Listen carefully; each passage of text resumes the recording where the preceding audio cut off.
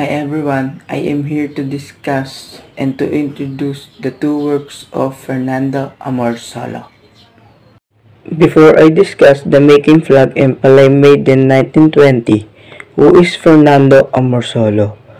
He is the first national artist in painting 1972 of the Philippines and is also referred to as the Grand Old Man of the Philippine art.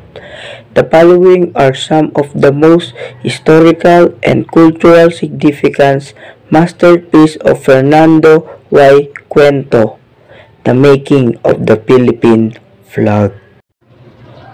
It is believed that Fernando Amorsolo made this painting to show the citizens of the Philippines of how the Philippine flag was made and to remind them the tradition and custom that we did not realize it.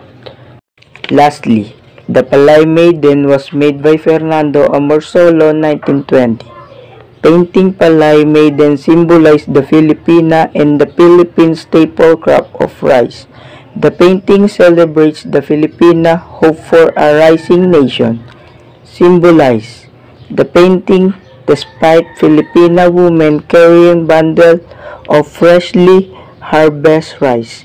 The woman with red skirt, white blouse, and blue head scarf prefigured the Philippine flag. Painting warm smile portrait the hospitality that Filipinos are known for.